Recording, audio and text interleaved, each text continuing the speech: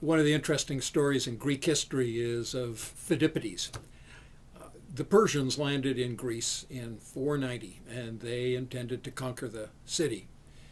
Phidippides was sent to run 140 miles to Sparta to help them, or to get help.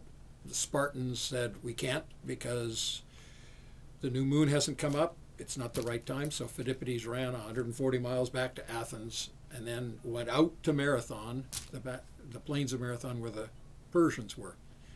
Well, to make a long story short, the Athenians won an amazing victory, and Phidippides now had the challenge of running back to Athens, 26 miles over the plains of Marathon to announce victory. And he did. Came into the city, announced victory, and he died.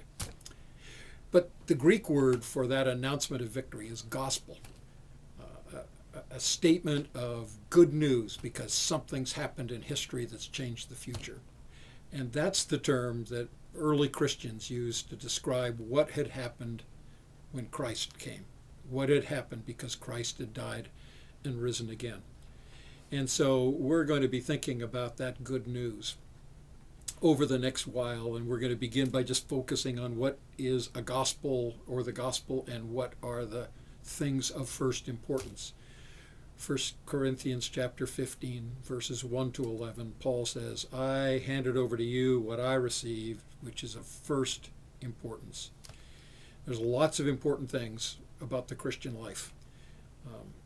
Our duties, our responsibilities, our carrying out different...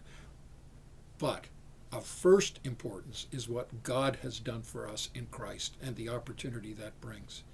And if we don't keep things that are of first importance, we lose something very precious. So that's what we're going to be talking about on Sunday and then in your koinonia groups. Why is the gospel good news?